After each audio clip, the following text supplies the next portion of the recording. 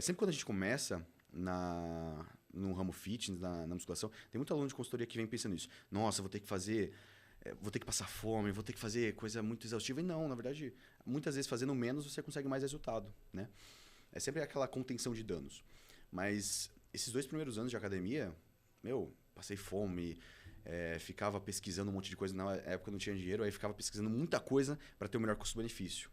Aí eu fui aprendendo muito. Nesse período que eu aprendi, nossa, eu ficava maratonando fórum, os sites, lendo, buscando os artigos científicos no PubMed para ver Pra se ficar coincidia. forte. Até então era pra É, ficar forte, né? Não literalmente. tinha ainda uma competição por trás. Não, Era nem tipo. sabia, nem sabia. Até porque no Brasil mesmo não tem muito essa iniciação, tipo, esse incentivo a você competir. Hoje, graças aos grandes influenciadores como Cariani, Balestrin, o próprio o Muzi em si, que são os reis hoje do fitness, que a gente teve essa ascensão muito grande no esporte. Não só da musculação, mas outros, das artes marciais também. Mas depois, do segundo ano, no terceiro, que eu comecei a entender um pouco mais, que eu comecei a conhecer o ramo competitivo. Na época não me atraiu muito porque, infelizmente, hoje as competições, as amadoras, elas não premiam com dinheiro, diferente de outras modalidades. Você só ganha um troféu, muitas vezes. É, Que acho que Até... foi isso que eu vi lá do marido da minha paciente que eu comentei. Ele ganhou um troféu mesmo. Aham. Infelizmente, antigamente, tinha muita pilantragem por ramo de algumas federações, porque eles premiavam com o troféu, muitas vezes até... Nossa, desabafo de atleta agora. Muitas vezes, tinha atleta que recebia troféu que não era de metal, era de uma substância, alguma coisa Material. que quebrava, simplesmente quebrava. Aí você saía do palco e tudo mais, aí depois da primeira semana, batia alguma coisinha e quebrava o troféu. Aí muitos potes também, tinha muito isso, de receber premiação com pote de whey, pote de oximase, de malto, e no final era sempre farinha, eram de marcas que os laudos não batiam. Então o pessoal se aproveitou muito isso para ter um superfaturamento na época, para realmente bancar as competições, porque fazer o evento em si é muito caro para a instituição e todos os sócios em si. Só que no final das contas o atleta tá dando show, então fica meio contraditório tudo isso. Aí até isso na época me deu uma desanimada, só que aquela vontade, cara, como é que é, tá ligado? Passar tinta, como é que é essa parada? Aí eu, sem muito conhecimento, fui sem preparador na época, fiz muita coisa que não devia, não precisava, não tinha necessidade. Aí eu fui competir natural, sem uso de hormônios, o primeiro campeonato, com 18 para 19 anos, lá em Londrina, né, no Paranaense, da PRFF. Aí no primeiro campeonato consegui um top 5, só que eu fiz muita loucura. Foi bem engraçado porque tem um espaço de tempo entre que você está no palco, faz a apresentação, faz os confrontos ali na frente, e um espaço de tempo que você sai para ter a premiação. Aí nesse espaço de tempo, eu tava um dia sem beber água, só que eu tinha usado muito hidroclorotiazida, que é diurético, sem necessidade. Aí eu acabei... Nossa, eu acabei perdendo tempo e chegando atrasado na premiação porque eu tinha ido no banheiro correndo beber água. Nossa, mas foi a água mais gostosa que eu já bebi na vida, porque desci do palco, tipo, caramba, que negócio... Nossa, sabe, dá aquela É o quê? 24 horas sem vida. água? O campeonato era para começar às 11, aí eu acabei subindo às 3 da tarde, mais ou menos. 3, 2h50 por aí. Aí, nossa, eu fiquei um dia inteiro sem beber água, só comendo um pouquinho alimento rico em sódio, né? Pra você dar uma bomba de sódio com potássio e puxar mais glicogênio pro tecido intramuscular e ficar mais volumoso, né? Preencher toda a lacuna e não deixar muito defeito. Nossa, a sede é bizarra. Você começa a valorizar água e comida nesses momentos. É surreal. A vontade, sabe? Não é nem... É a fome mesmo, é a fome. Junto com aquela vontade que você fica, caramba, e se eu dar um golinho? E se eu dar um golinho? Mas eu vou subir daqui a pouco, tipo... Você fica naquela incerteza. Desespero, né? Mas você acha que um gole ia mudar? Então, conta daquela sensação atrás do palco que você falou, né? Não é atrás do palco, é a hora que vocês se No encontram. backstage ali. É. Então, tipo... Aí entra aquela questão.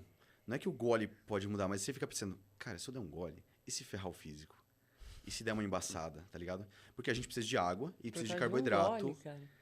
É bizarro, é aí que a gente começa a entrar na questão de os distúrbios mentais mesmo. Tem muita música de rap maromba que comenta sobre isso. Mas, tipo, você fica pensando, pô, um gole pode embaçar um pouco o físico. Apesar de que a gente precisa de água e glicogênio e outros minerais pra gente formar glicogênio, a gente precisa de água e carboidrato pra formar glicogênio.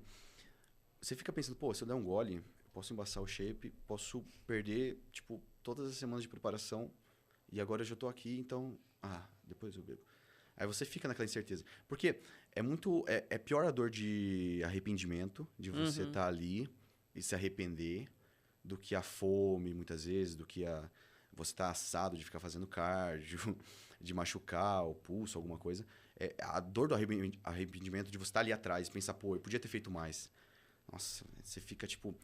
Aí toda noite você vai dormindo com aquele pensamento, é meio chatinho. E foi no primeiro campeonato que eu percebi isso. Eu podia ter feito mais, eu podia ter pesquisado mais, podia ter contratado um coach, um preparador para me dar essa assessoria, porque eu usei...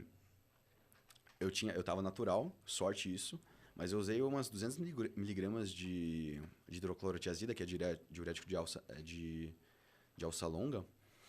Se eu tivesse usado uma furosemida, que é de meia vida curta, nossa, eu podia ter dado uma câimbra cardíaca e morrido.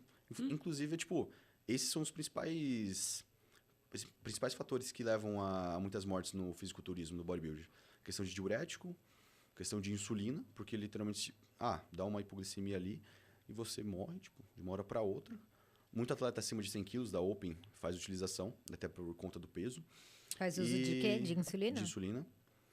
Os diuréticos, que muito atleta já perdeu o rim por conta disso, de abuso. Principalmente década de 90, o pessoal fazia muito abuso para ficar dry, ficar seco pra caramba. E os termogênicos. Só que aí vem a questão da farmacologia, de você fazer interação medicamentosa. Então, muitas pessoas, tipo... Isso é muito de atleta, você ficar jogando vários termogênicos ao mesmo tempo. Então, você coloca T3, canterol, cafeína, efedrina, ioimbina, tudo no mesmo pacotinho, toda vez ao dia. Aí o problema em si não tá no fármaco em si. Ele vai ter uma resposta, ele vai ter uma interação... Só que aí é o uso contínuo, por longos períodos de tempo, com o abuso, né? Porque, pô, se você usar um pouquinho mais, pode... Potencializar, pode dar um dry, deixar a pele mais seca, mais densa. Aí você fica preso nisso. Esse que é o maior problema, que acaba levando uma cãibra cardíaca, uma hipertrofia do ventrículo esquerdo, levando a sérios problemas, principalmente do coração. No final é sempre o abuso, é a dose. É aquele esqueminha, né? A diferença da cura pro veneno é a dose. Que faz a diferença. E quando a gente fala de uso de anabolizantes, na verdade, o anabolizante ele vai agir no RNA da célula, correto? Se a gente está falando de uma droga que age no RNA da célula, então é correto a gente dizer que o DNA vai influenciar no resultado que você vai ter com o uso de anabolizante? Isso quer dizer de desenvolver alguma doença? Não, de você ficar ou não shapeado da forma, tipo assim, cada um vai shapear de um jeito diferente, porque, bem ou mal, seu DNA vai estar influenciando no teu resultado. Então, a questão de individualidade biológica faz total diferença, porque muitas pessoas vêm querendo buscar o físico de tal atleta, só que nem tem as características predominantes para isso. Então, tanto o genótipo quanto o fenótipo influenciam diretamente. Só que aí que entra a questão, porque... Dos 8 até os 13 anos, mais ou menos, a gente tem os maiores pulsos de GH, que vai se converter em GF1. E dos 14 até os 20, 21 anos, a gente tem o segundo maior pulso. E o GH vai se converter em GF1, tanto que muito atleta usa GH, Increlex e GF1 pensando nisso. Em aumentar essa substância, esse peptídeo no corpo para você conseguir mudar propriamente a genética. Então você consegue ter toda essa modulação.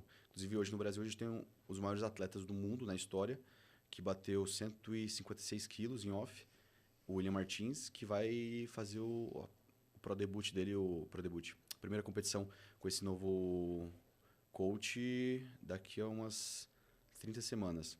Mas é bizarro, tipo, você consegue mudar toda a sua estrutura de DNA, de teu genótipo ali, através de algumas substâncias.